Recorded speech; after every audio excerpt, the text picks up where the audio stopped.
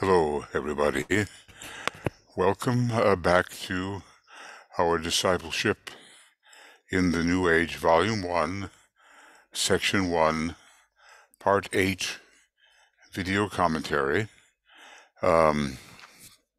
Yes, program number 32, and we're beginning with page 75. We maybe have another, less than 30 pages to go in this whole section. My attempt, excuse me, yeah, want to make sure you can hear and that everything is clear. The segue from Master DK speaks about the need for group integration and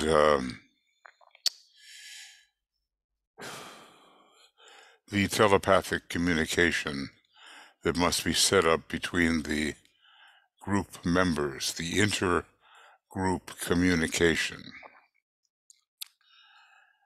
And then they will have the needed interplay and telepathic rapport or communication. And DK tells us the following. He says,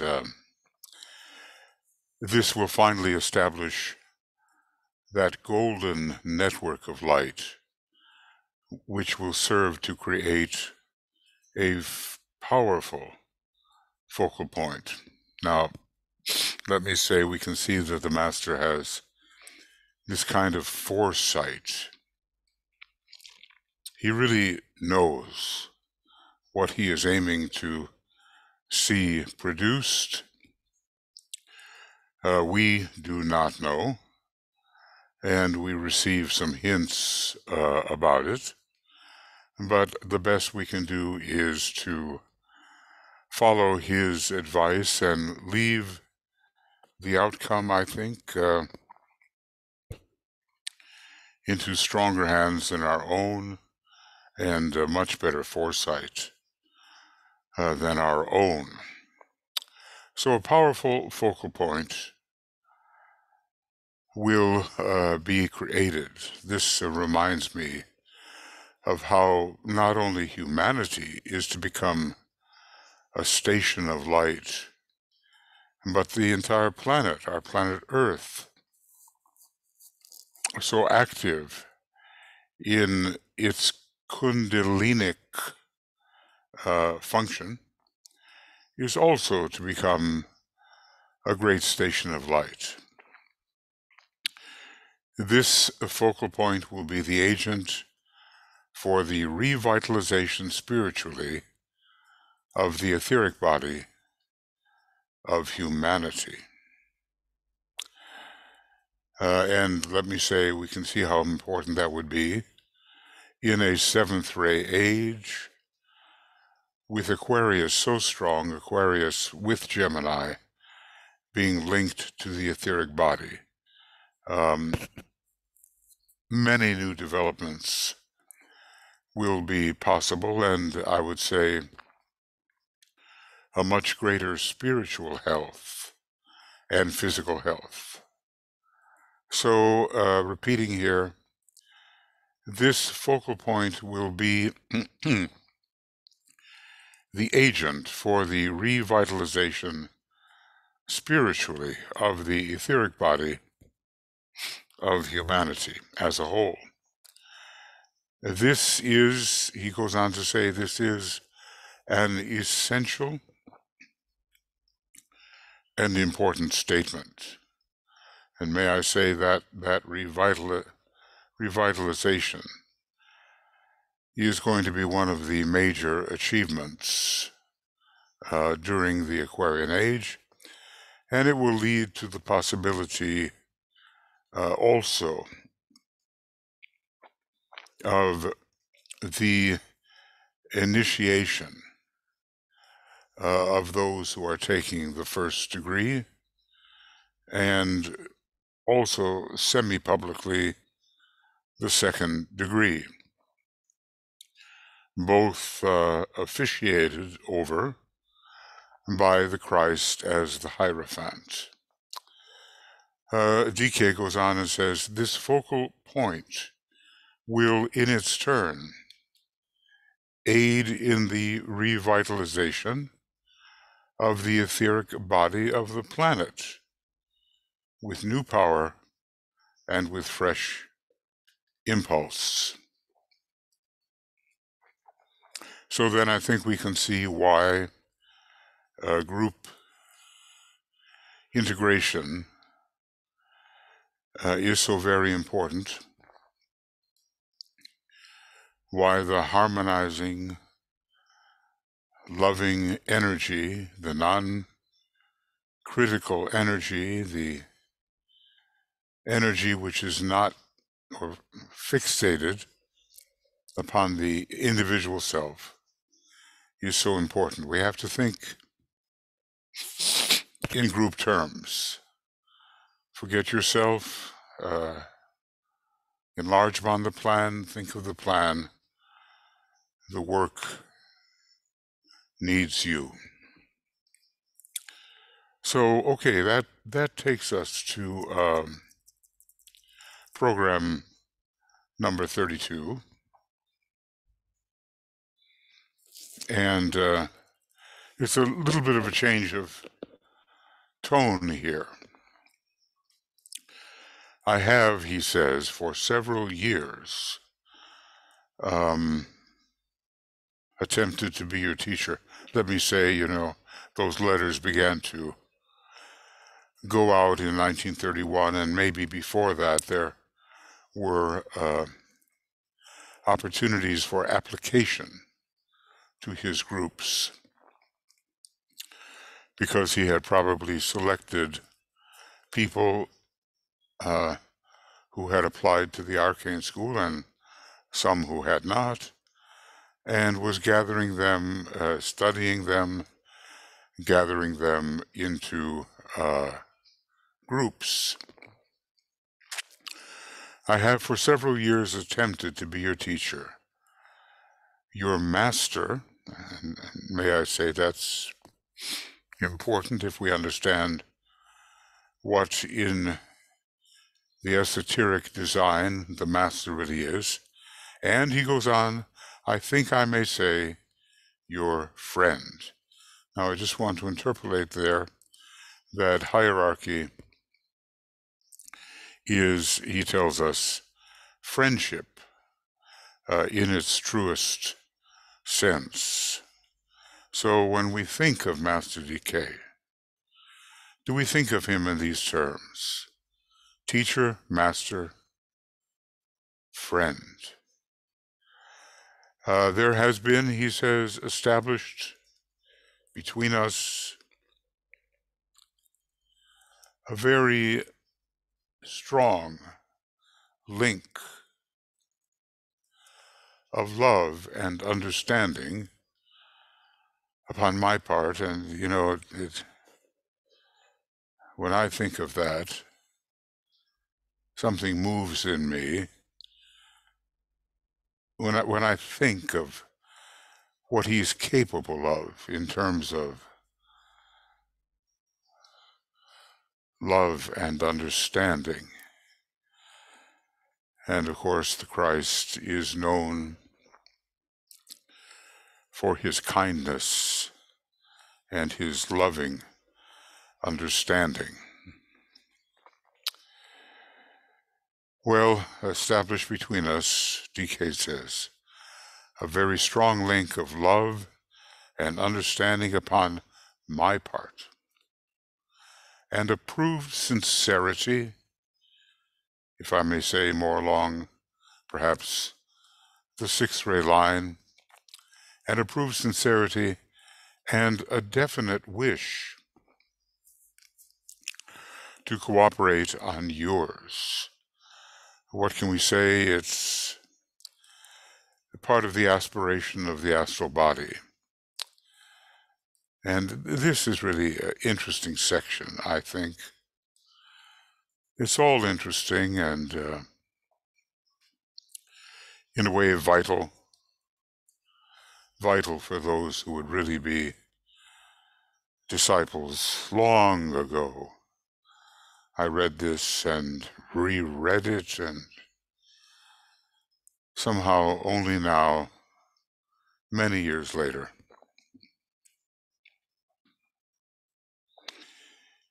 is it possible to extract a bit more of the fullness of what Master Decay has given us. Okay, what is my attitude towards you? He asked. As individuals, he says, you may be of small importance.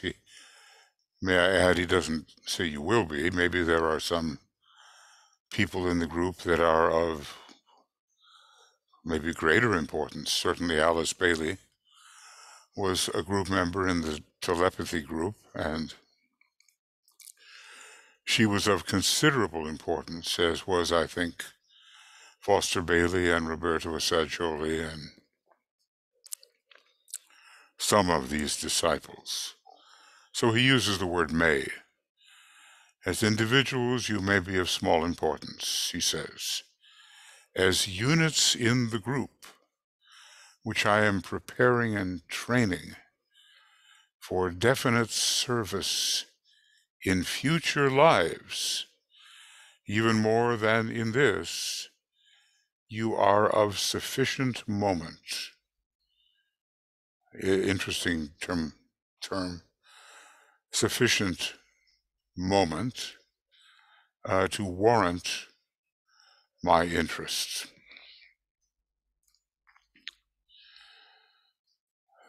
So he gives us a sense of proportion.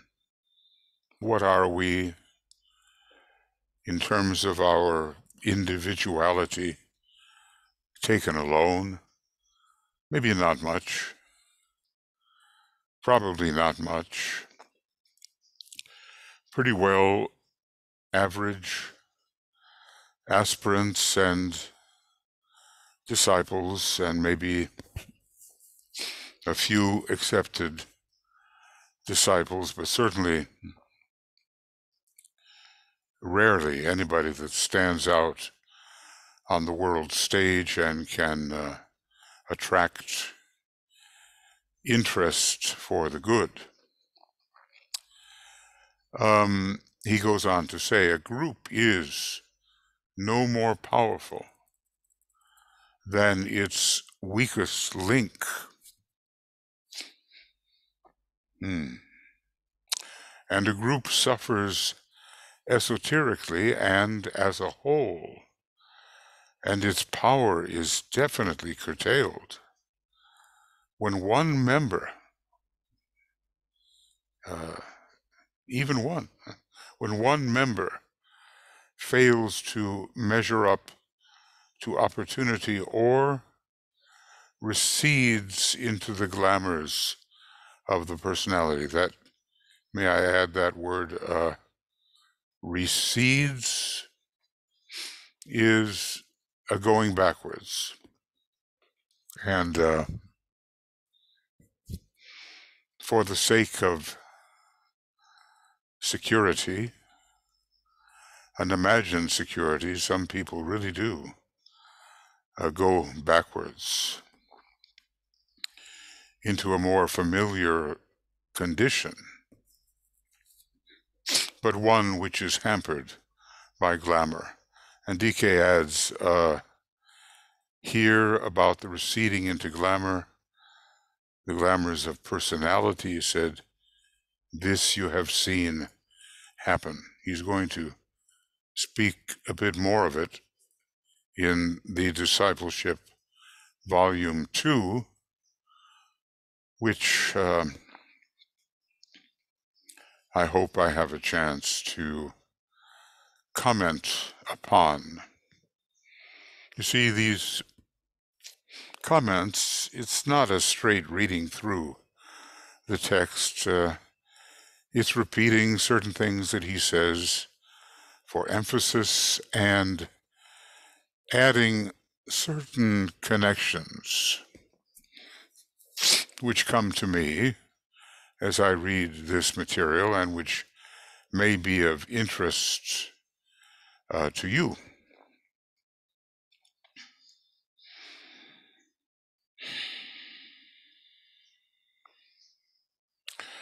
DK goes on.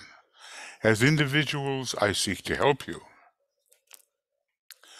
but only with a view to your group integration, to your group influence and understanding, and your group love, plus the strength which you can each bring to the whole. So what do we determine from this? That he does not deny that the members of the group will be helped and that he will contribute his help of the individual. But what's his goal?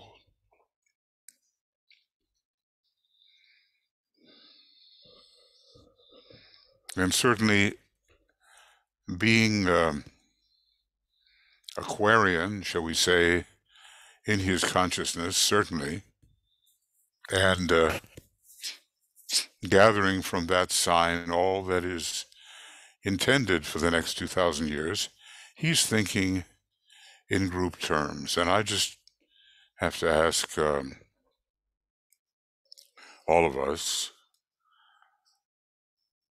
are we really thinking in group terms?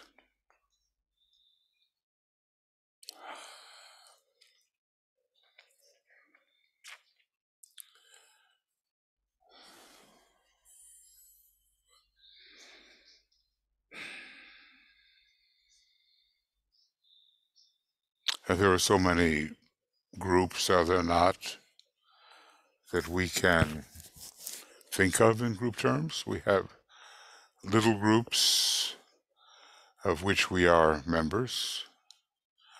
When I think of the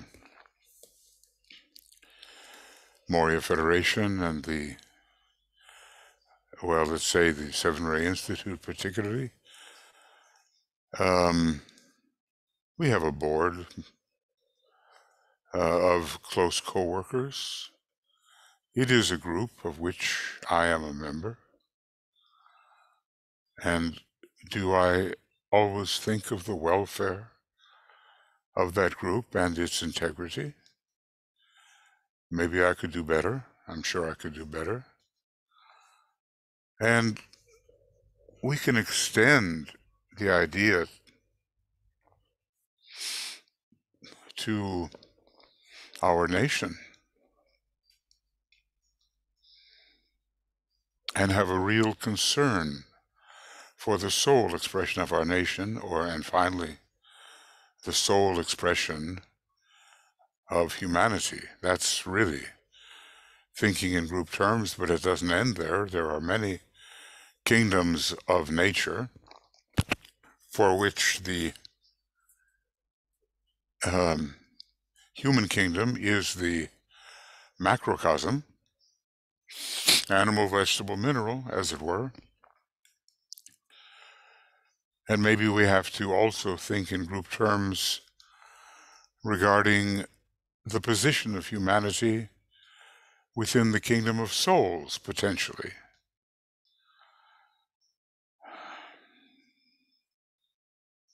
And finally, of course, I don't think we can go much beyond it. We have to think in planetary terms. Maybe we can leave it to the masters to think in terms solar logoic,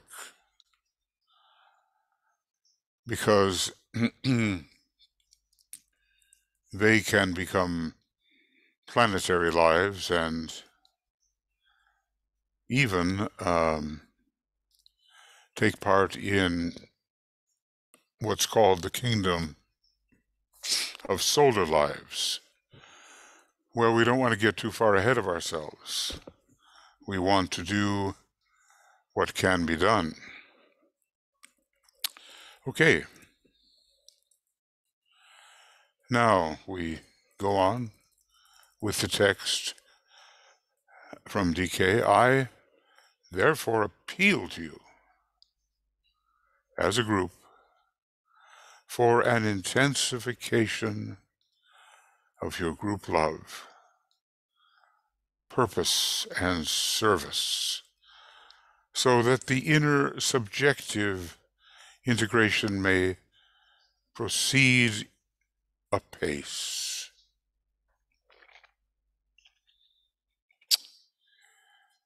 Well, it's very clear, isn't it? Intensification of your group love. We could all do that, or need that. Our group purpose intensified. Our service intensified, so that the inner group subjective integration may proceed apace. And he's already told us quite a bit about the need for group integration. We have to think in those terms, and also even in terms of a more advanced stage, group fusion, just the way they are listed in the esoteric psychology book. First comes integration, and then come the fusion formulas. First, the old commentary offering us the integration formulas, I think we can call them that, and then the fusion formulas. Now,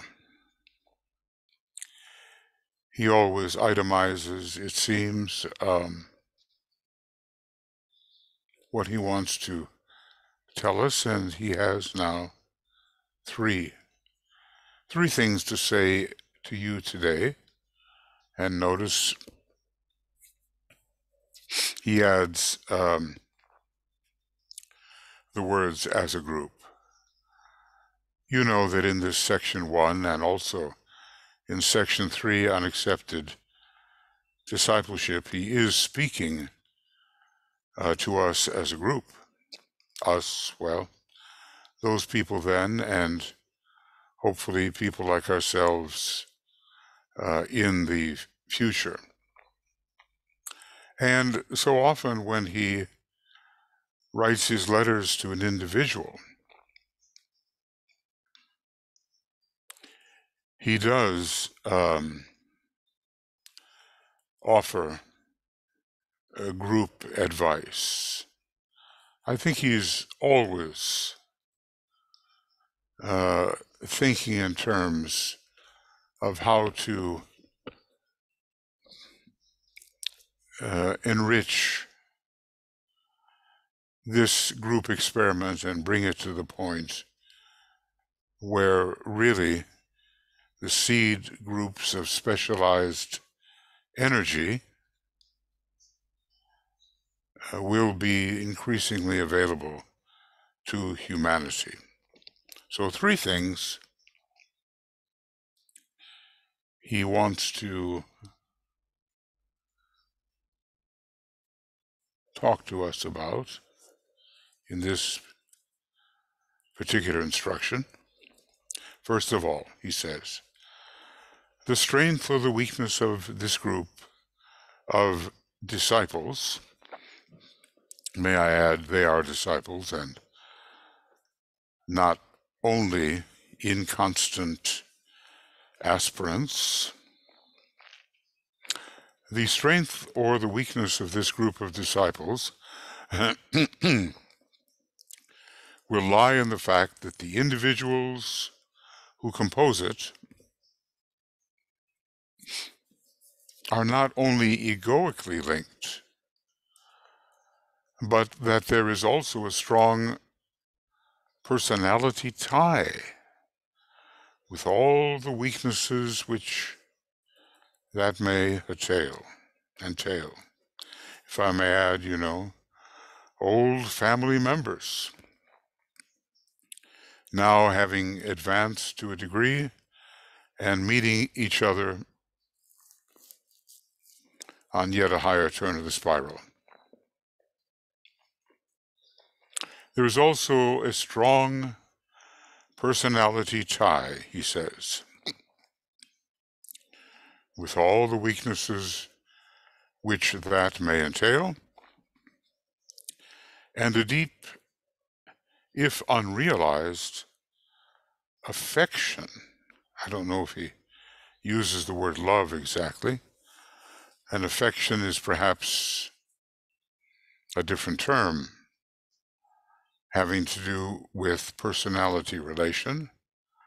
But there is, he says, a deep, if unrealized, affection between each and all of you, even if you have not met each other. And we might say met each other in this life. So may I say that regarding our co-workers, there is history. There is personality history. Of course, there is an egoic linking. That's really important. I don't think he could pull them together without that egoic relationship, which is basically, the way DK uses the word, a soul relationship. And but also that personality tie. And maybe along the way,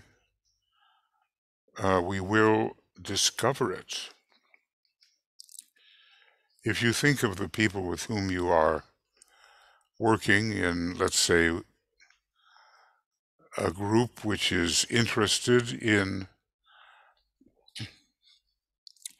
DK's teaching and wants to somehow make it successful, well, maybe there are these strong personality ties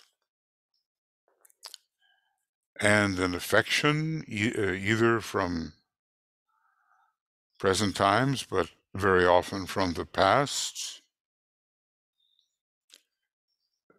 In the new esoteric schools, may I say, we will be taught the method, a reliable method, of retrieving past lives. And then perhaps we will see how it is we are related to the people with whom we simply seem to be working at this time. As I say, there is, in most cases, history. And it is, let me say, a conditioning history.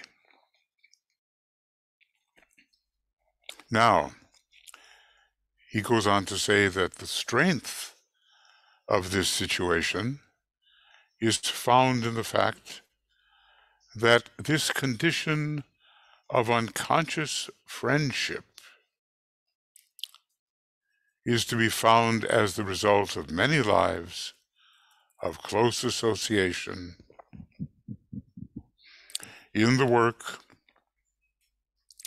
and also in past personality relations and family ties. Now, may I say that when he speaks of a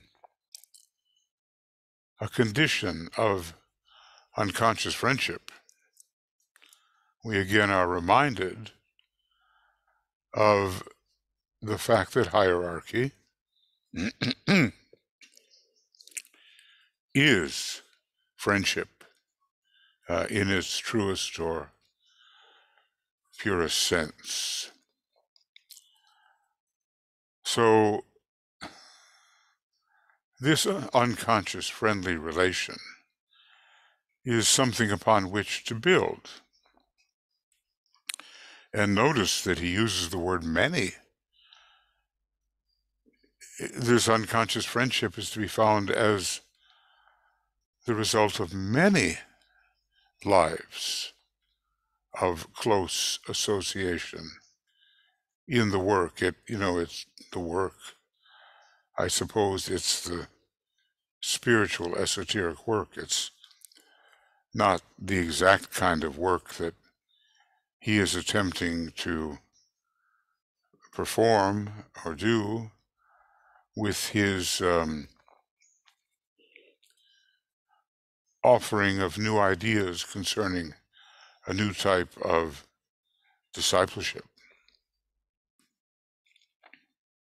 Anyway, strengths are there. And I'm sure that in moments of felt or sensed group togetherness or integration, the feeling of strength and effectiveness in a state of harmony emerges. However, he goes on to describe something else. The weakness exists in the fact that this situation is apt to make the group personal in its reactions. Well, may I say that ties, though rooted egoically, have not been fully developed egoically. They have been focused in a personal interaction. So naturally enough, as he says, this situation is apt to make the group personal in its reactions. This group of disciples is intrinsically an entity on all three levels of the three worlds: physical, emotional, and mental. And there is a soul tie as well. Well, may I say it's part of a balancing act. How much do we give in to the personal factor and thereby limit our effectiveness? And I think anybody with a little bit of experience in group work will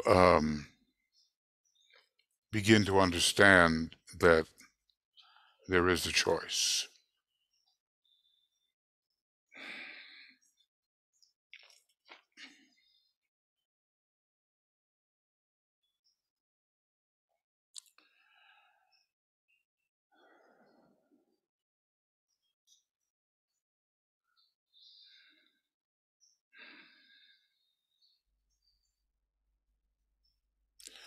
And, it is clear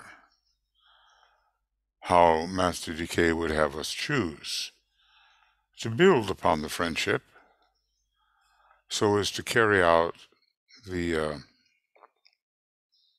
group behests of the angel of the presence and of the master.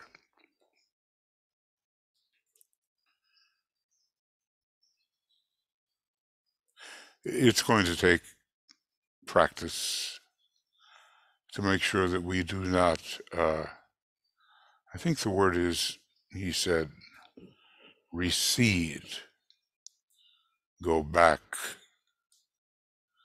recede.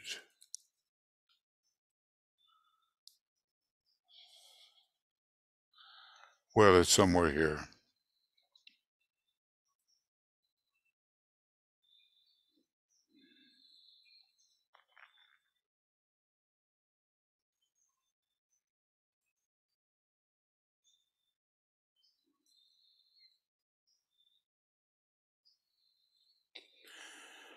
Recession, a pulling back. We're usually finding that word in relation to the financial affairs of a country, a drawing back into lesser possibilities, recession. But we have to make sure that we are not giving into this. Okay, so he's talking principally about something that comes first. And then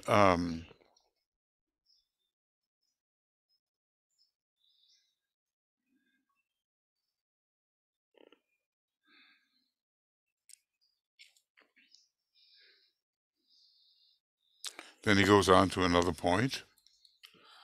I would also like to impress upon you, he says, a second point. I think there are three that he intends to impress upon us. It is, he says,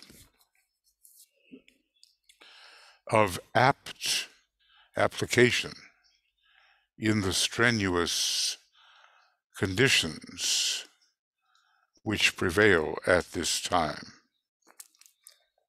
Remember, this is the time of the buildup towards the second part of the Great War, from 1914 eventually to run its course by 1945. So we're right in that period when the question would have been, before hierarchy, a question of deep concern.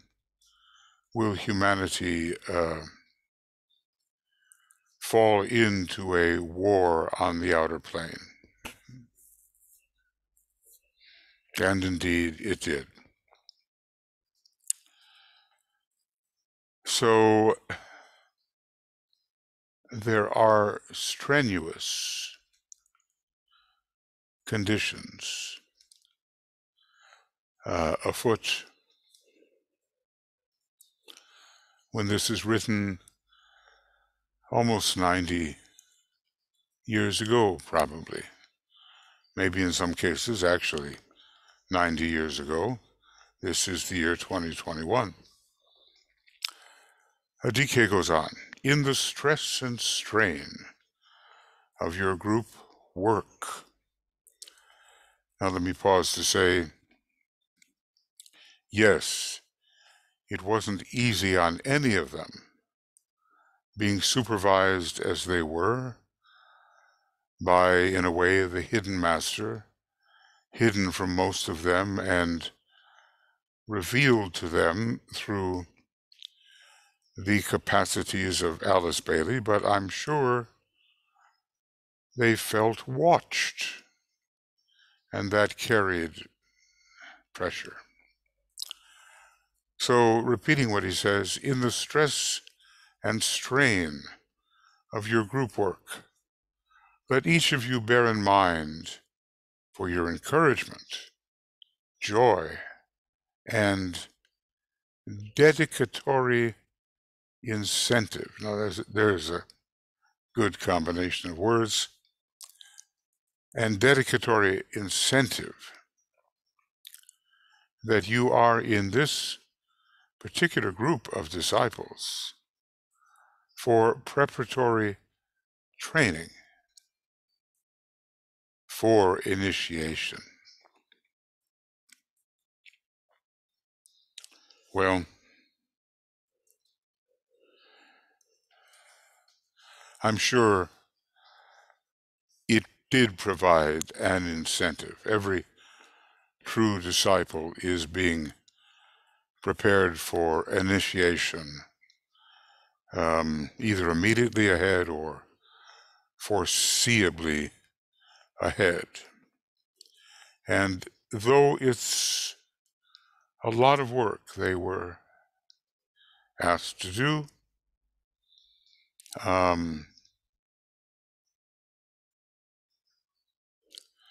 it would have its positive results. So he emphasizes the idea of encouragement, joy, for it is a joy to do the Master's work. Master Moria tells us, and dedicatory incentive. Probably there's not such a word used frequently as the word dedicatory, but you get the idea. There's something very appealing,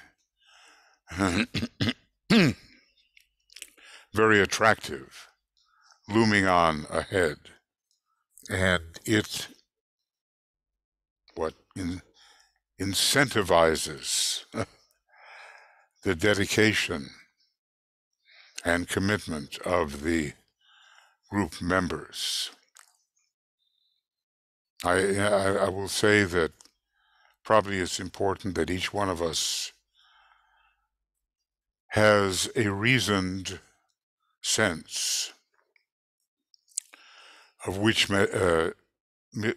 initiation it is that lies ahead of us, and why that should be so, and what we can do, still keeping the group objective in mind to prepare for that initiation, whether in the present incarnation or a few incarnations ahead. DK says, I am entering upon an experiment in group initiation.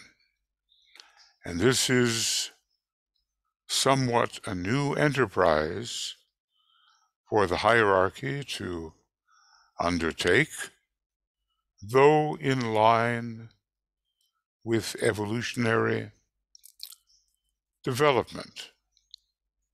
So here is yet another explanation of the work that he is doing. There are many objectives, or at least may I say, more than one, quite a few objectives that DK works towards in gathering the groups of 9 and all overall considering them as a single group, and then the groups which later evolved out of those groups of 9.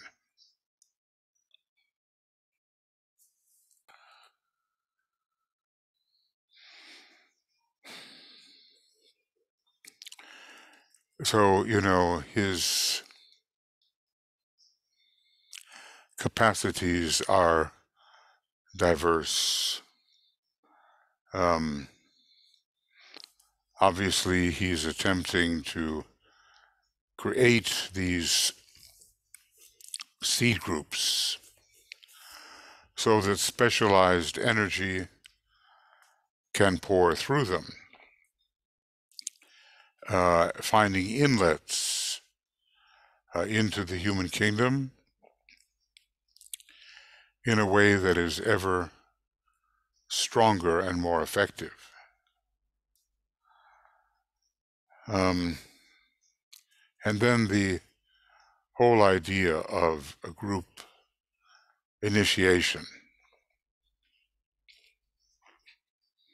That maybe he hasn't emphasized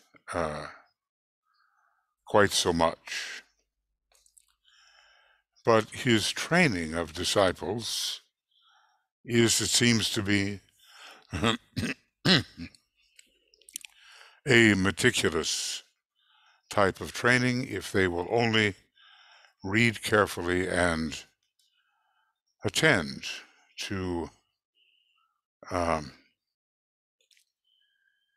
what he is imparting. He goes on to say that in future ages, men and women will pass through the portal of initiation together, instead of alone and singly, as has hitherto been the case. I think I told you that at my first initiation in Masonry, back in 1974, so almost 50 years ago, it was a group of us that passed through there. It was popular at that time, and there just were not enough meetings to bring people through individually, as had hitherto been the case. And so then I had a little lesson on the idea of group initiation. He goes on to say that group progress can, therefore, in this connection, be furthered or held back by the effort of the individual group member. This he does repeat, and the responsibility falls upon us, realizing that esoterically we do not live unto ourselves alone. And we're having, at this time of the pandemic, a considerable lesson along this line where people are insisting upon their individual freedom with regard to wearing a mask or not, forgetting that they do, or ignoring that they do have a responsibility to others, whether or not it suits them at the time. So basically here, in a way, he's talking about the law of group progress. Under Capricorn, it's also called, we know, the law of elevation. It's the fifth law of the soul. And may I repeat again something that I've said, I'm sure, a number of times elsewhere. I'm referencing DK's idea that the time-space schedule of the planetary logos could not be achieved or would be thrown off without the practice of group initiation. So it is a planetary necessity.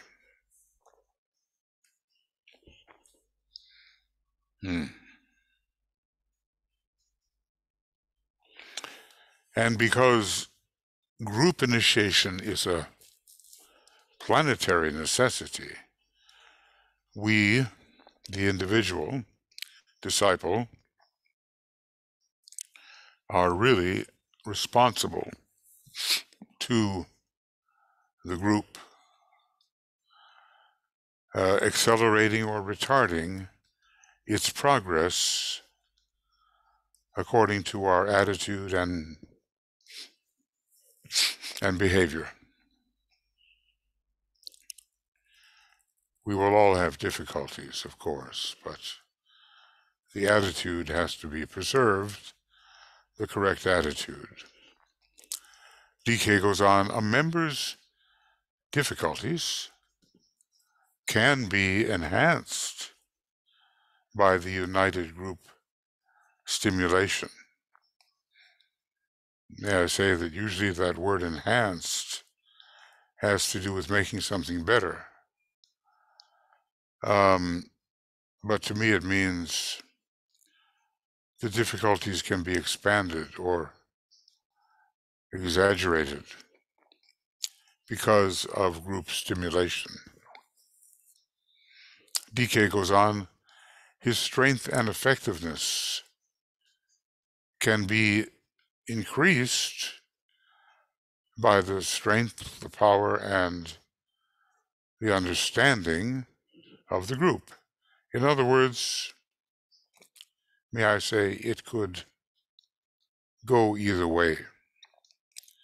The difficulties might be increased because through what's sometimes called overstimulation. At the same time, the strength and effectiveness might be increased by the group. I've got a lot of light coming in here through the temple window, but okay. I'm here with you, regardless of the sometimes strange appearance of the image. The text goes on from DK. Your united responsibility is therefore great, and your opportunity for rapid progress is real and definitely unusual. So, may I say, he's laying out some kind of dual approach. Yes,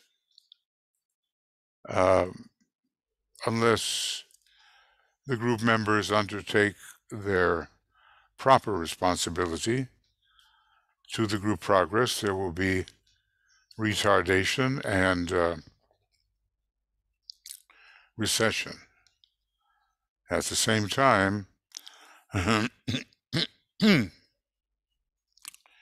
the opportunity for rapid progress is real and unusual. I will say that I'm sure there are many of those disciples who realized that. I wonder if they realized it fully enough, because when you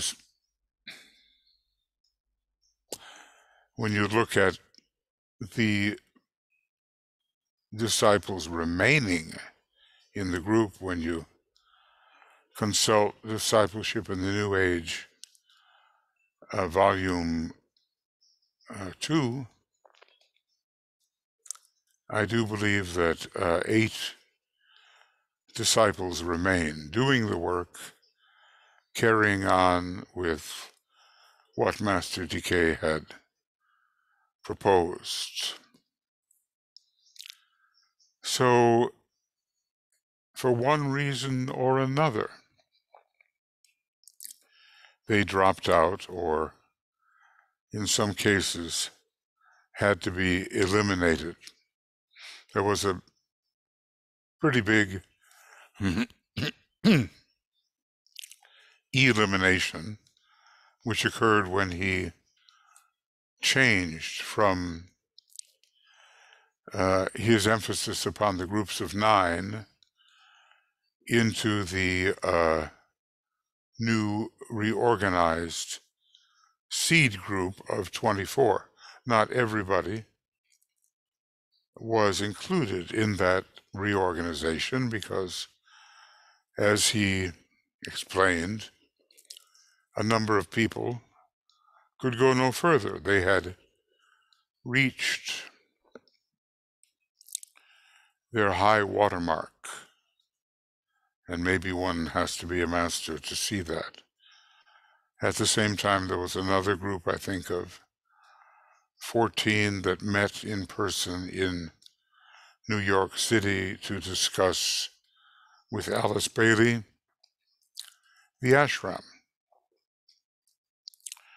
as it is something about which she knew quite a bit. And their text was the text from the Rays and the Initiations, the 14 rules for group initiation. Now, going on with Master DK, when together you pass through the portal, he always, doesn't he, have to emphasize that position contrary to that of the selfish personality, and that is the position of togetherness. It's surprising how even today we often keep our eyes on our personal self, which is not a real method of advancement. So anyway, repeating what he says, when together you pass through the portal, and I present you to those, capital T, whose, capital W, I present you to those whose task it is to lead you on your next step, there should eventuate such an enhancement of your powers to love, to intuit, and to serve. May I add, these are largely Buddhic powers, which can be used, we are told, to dispel glamor and illusion. Anyway, he says, there should eventuate such an enhancement of your powers to love, to intuit, and to serve that life will never again appear to be the same thing. So let us say DK won't present them until they are trained, and he does offer the training.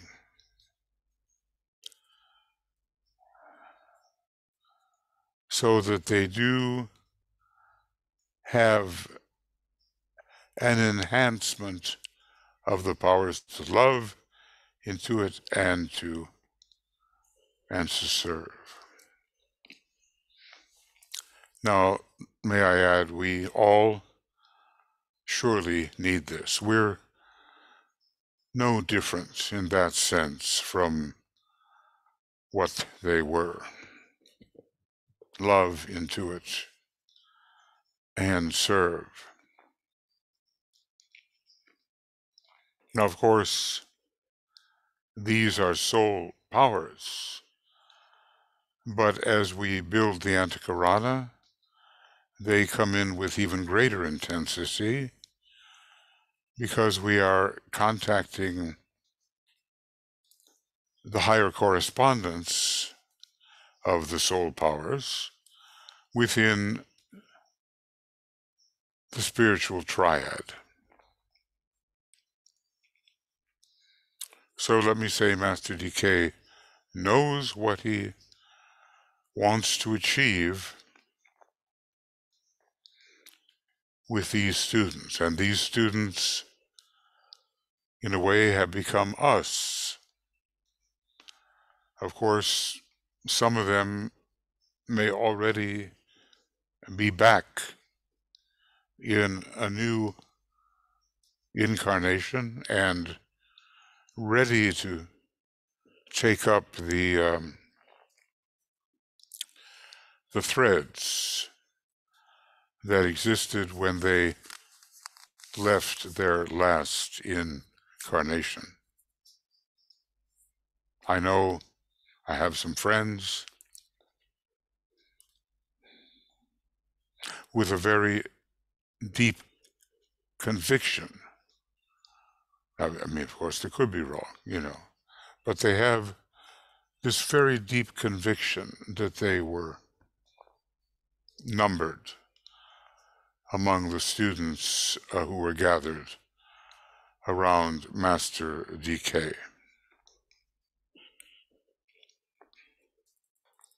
Right, moving on. He says, you will grasp with surety then what now you dimly sense, and realize the wonder of group love, group intuition, and group service.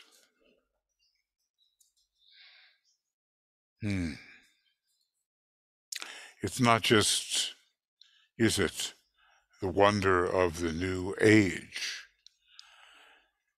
It is also the joy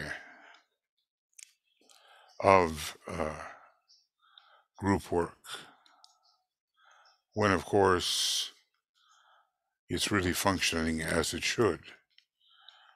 I've got to repeat this sentence from DK. You will then grasp with surety then what now you dimly sense, and which one of us, may I add, does not at least dimly sense the possibilities? And DK goes on, and realize the wonder of group love, of group intuition,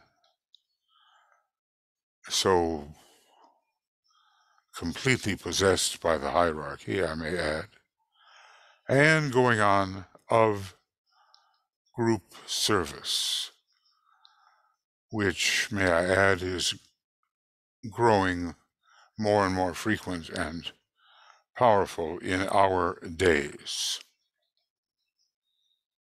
So he's looking ahead at our future incarnations and the slow process of growth and what we will then grasp that only now we are beginning to grasp. So maybe I can say, okay, patience. Patience is a big requirement in this kind of work, because if we forget the patience, we may be pushing ahead with what can be judged as personality ambition. In a hurry, that is, to achieve for the personality. And then the Master goes on, you will thus undergo a point of illumination, a shared response, and a united effort. Okay, let's say this is very promising, that we shall be illumined, shall respond together, presumably in harmony, and that our efforts will not be that of a bunch of individuals not really related in the group sense, but it will be a united effort.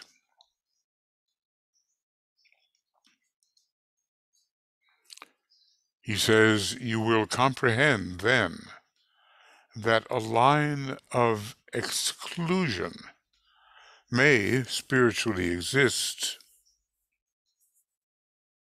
indicating those who can pass on to the preparatory stage of group initiation, may I add, so brilliantly undertaken in the 14 rules and the commentary upon them, to be found in the rays and initiations.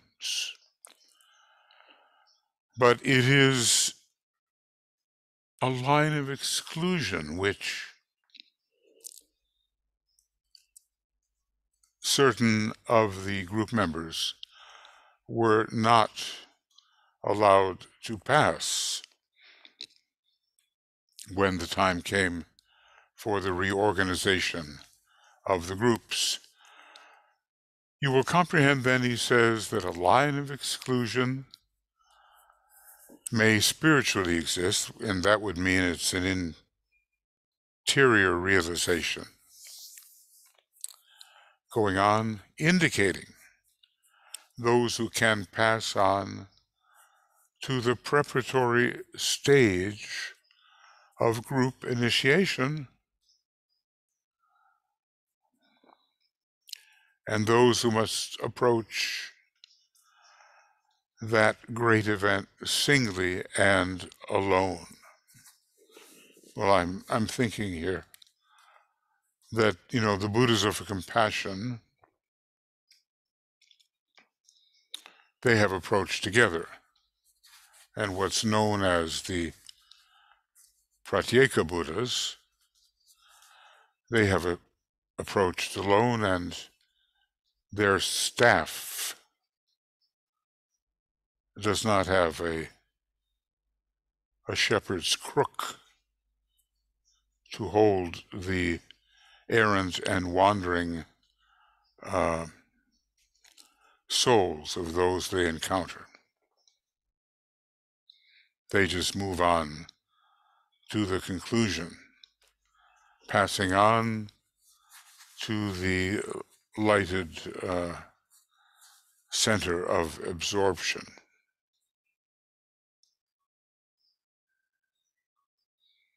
So there are some who approach the great event of initiation singly and alone. DK says of them, these latter belong predominantly to the Piscean age. They take initiation as separate identities. You can take initiation in group formation. Now really, we have to ponder on what that can mean. Because we are told that there are wonders of group love, group intuition, group service, and apparently those who take initiation alone and singly will not be aware of those wonders.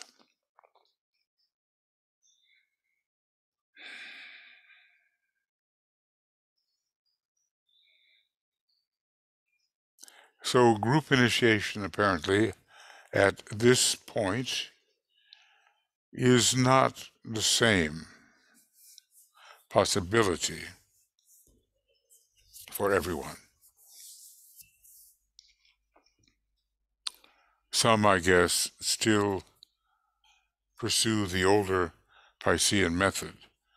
Which will it be now? For you? For me?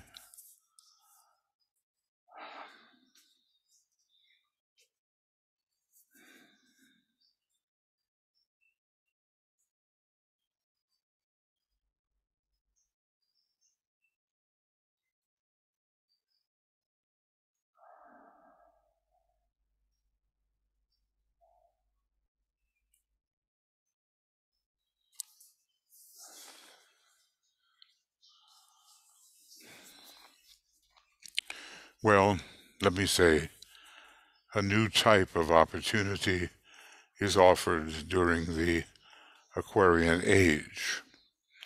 Some people still so conditioned by Piscean energy are forging ahead as if on their own. But in a certain sense, when considering the inner worlds, all apparently single initiation is really group initiation. They do belong to inner groups, and when they are initiated, the inner groups are strengthened. Now, all of this instruction on the group process and in detail lies ahead of us. We're being given a certain amount, but in the third installment, I imagine, the subject will really be undertaken extensively and in depth. DK goes on to say, none of us who do this work of preparing candidates for initiation are in a position to pronounce as to time. That has to be determined by each individual aspirant. Now note that again we're talking of aspirants and not disciples, but let me say that the true aspirant has taken the first degree and therefore is a disciple, either accepting, pledged, or in some cases the accepted disciple. So he goes on to say, see to it, however, that as individuals, that your group is not held back through your inability to see by your personal glamors and by your individual problem or by your slow reactions to known truth. Now, what he's done here, may I say, is to give us a list of what can hold the group back. And we really have to realize that this kind of advice puts a great deal of responsibility upon us.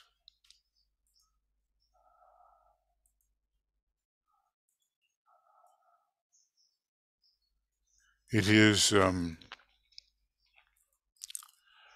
rare that every group member thinks in these terms.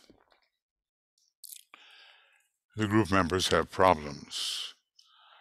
How they handle those problems, oftentimes with the Master's help, will help them see more, overcome their personal glamors, and basically reduce their individual problem. Now there's a bit more. I don't know, do I have time? The third thing he says that I want to say is that whatever your particular status on the path at this time, I shall seek to help you as in the past. The group may be the most important thing, but he will seek to help the individual. And then he goes on to say, I shall speak the truth as I see it from my particular vantage point. Now, let me say that the direct and unvarnished truth, I think, was sometimes a bit ameliorated by Alice Bailey's intervention, and not the other way around. So many people seem to think, oh, well, Master DK couldn't possibly have said this. Alice Bailey must have intervened. But he does say, I shall speak the truth as I see it from my particular vantage point. But, he goes on, upon your blindness in certain directions, and may I say, I'm sure every disciple has his blind spots, as they were, when you're driving a car and you're seeking to see what car may be alongside you or somehow not noticed. The rear view mirror only helps so much. There is a blind spot. I remember, I think it was humor, but Mary Bailey said, I think it was humor, I have my blind spots, and I'm aware of every one of them. At the time, I think I just shook my head in an understanding way, and then later I realized that I think she was telling a joke. Well, anyway, upon your blindness, he says, in certain directions, I shall seek to throw a light. I shall point out your weaknesses. If I can get your sincere attention, maybe I should say that without that sincere attention, there would be no use to point out the weaknesses. These weaknesses exist, he said. You are not yet initiate, that is, may I say, of the third degree. You are not yet initiate, and you have faults, limitations, points of darkness, and much inertia. And at the same time, self-satisfaction. Well, it doesn't sound like too pretty a picture, given what he sees and how we imagine ourselves to be. And that's why the pressure was there. These letters were coming, and I can only imagine that the disciples opened the letters with both anticipation and trepidation. Would something in their nature which was weak or insufficient be pointed out to the group gaze, because the members of their particular group of 9 received their letters and could ponder those letters and what Master DK said.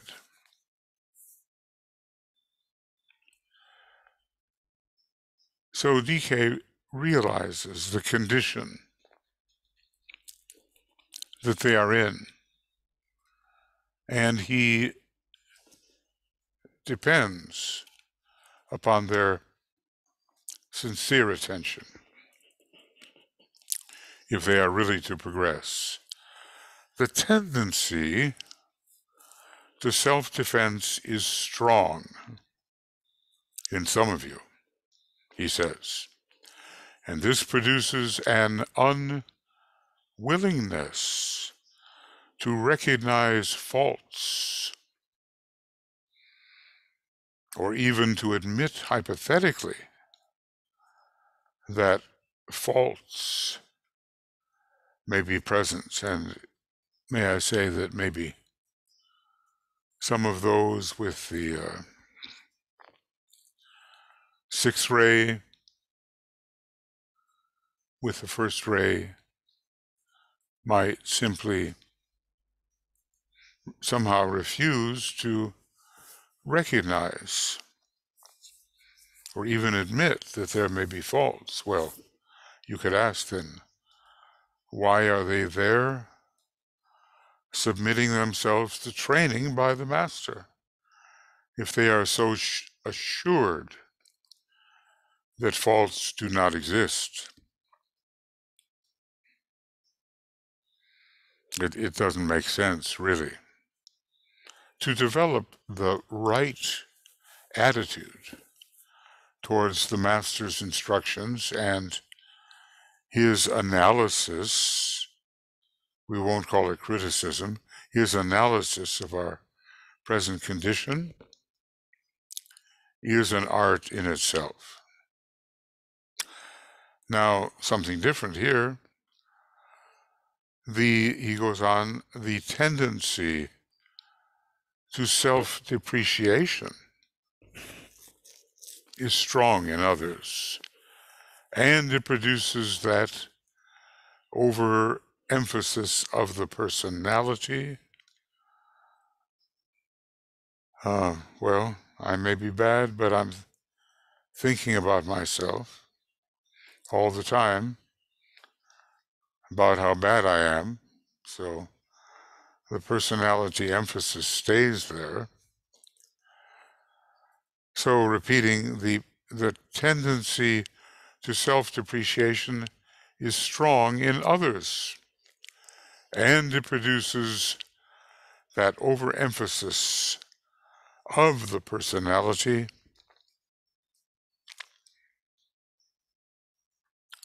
and that constant thought about the personality, which is so detrimental to real progress.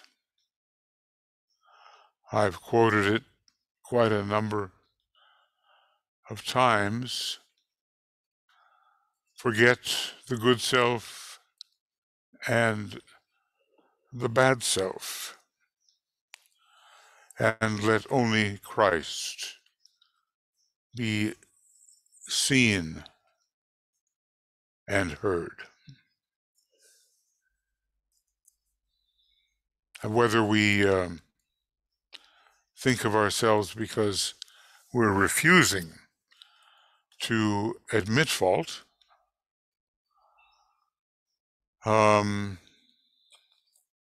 whether we're thinking of ourselves because we have such a sense of unworthiness that we carry in our consciousness, the result is somewhat the same. We're thinking of the personality self. DK goes on. In these tendencies, which are so usual, there lies real danger for the would-be initiate. Either, may I say, to refuse instruction, or to think oneself perhaps unworthy of it. One becomes so preoccupied with one's failures. So real danger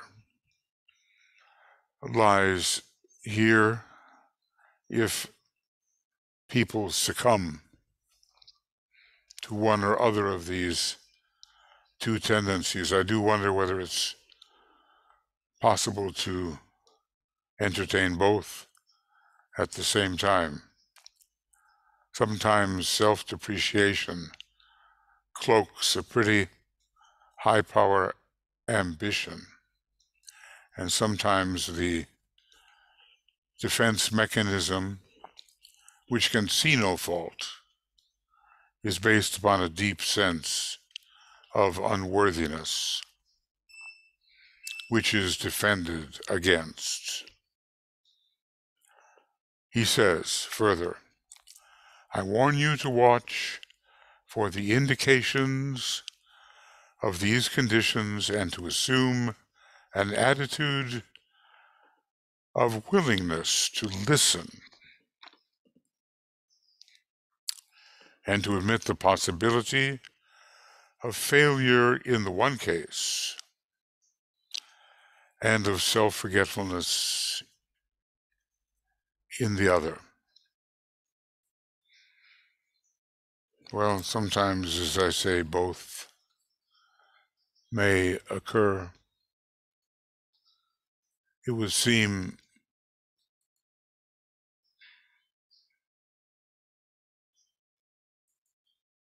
together.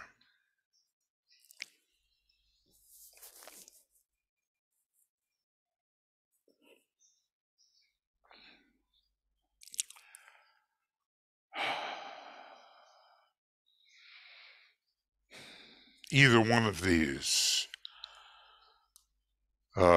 exaggeration of one's perfection or self-depreciation, is a retarding defense mechanism.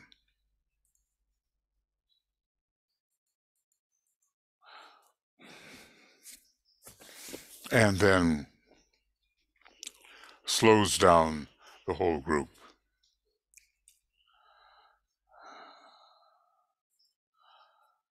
I'm remembering one of the disciples who really did fail and quite endangered Master DK's work. And I think she felt deeply humiliated by it, by her error or errors.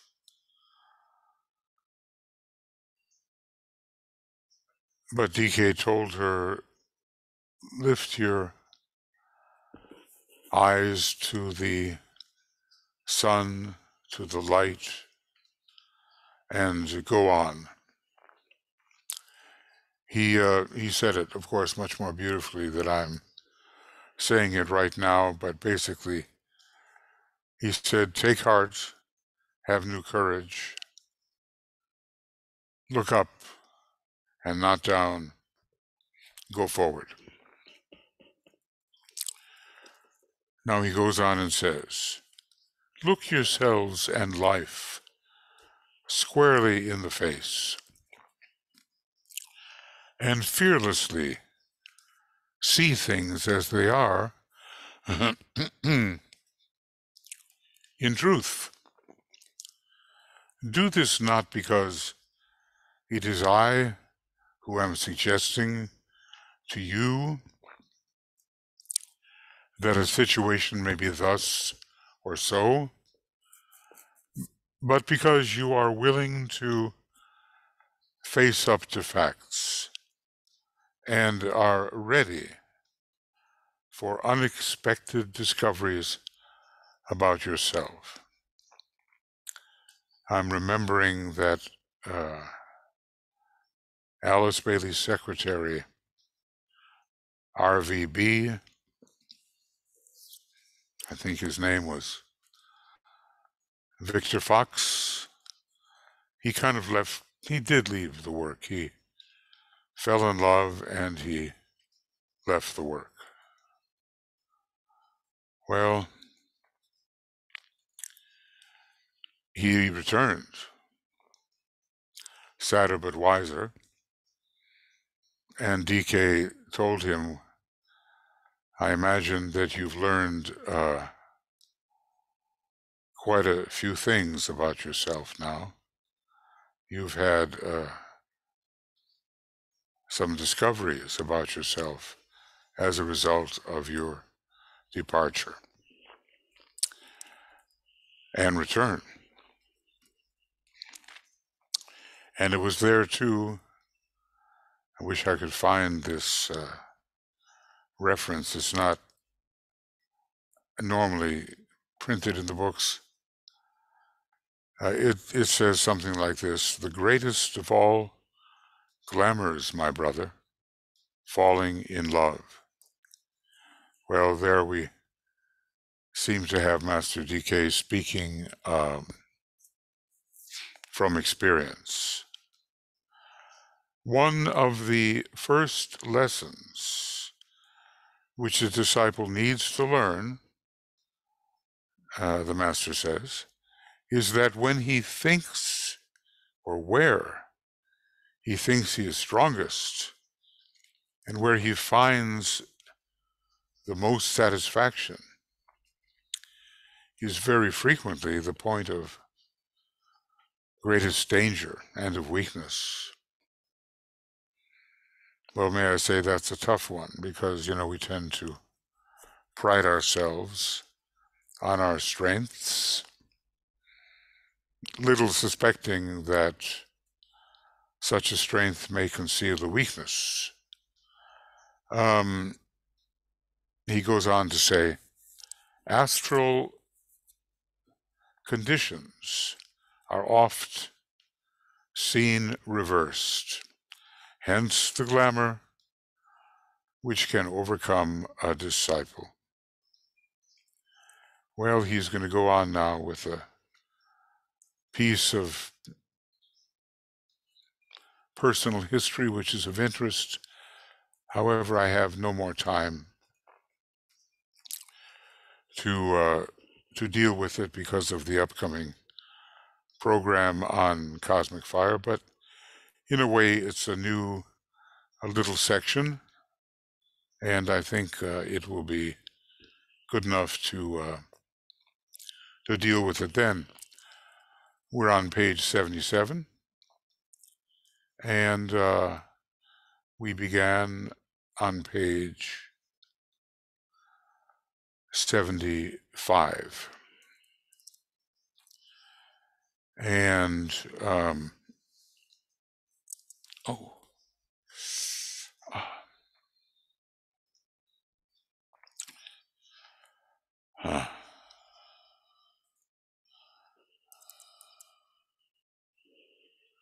yeah. So this is the end of program 32. And we will be in with program 33, an important number, you know, having much to do with the life of Christ and or maybe the life in the body of the initiate Jesus. Also, I think having to do with the number of vertebrae up the spine. It is a kind of a master number. Now we're in part 8 of Discipleship in the New Age, Volume 1, Section 1,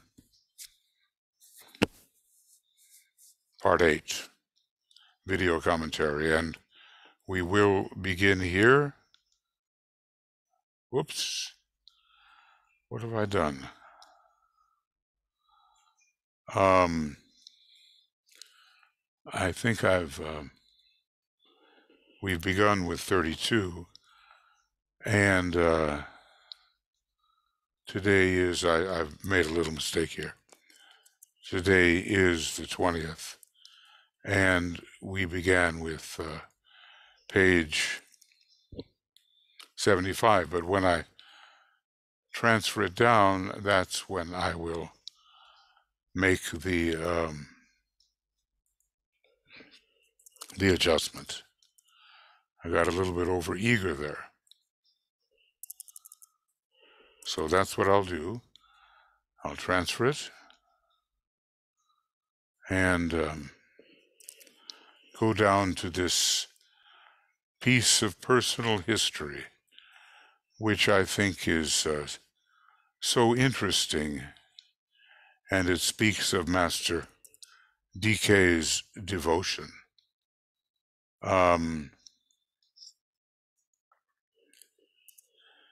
So this is 32, and it's taken us up to page 77,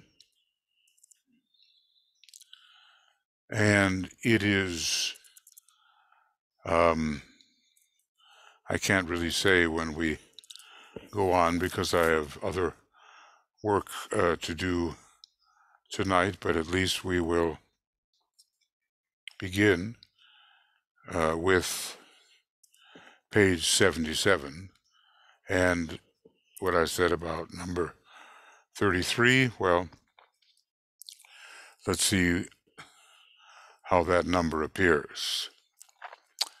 Going back up here, it's not the end of program 21, it's the end of program 31.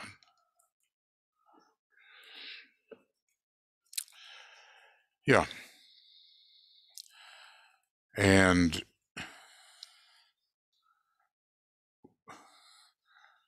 we are going as far, we're beginning as we did today, page 75, and then the next time we go forward, it will be page 77. So remember somehow that either refusal to admit error or excessive self-depreciation both have negative results upon the group and prevent the absorption of the teaching which is intended.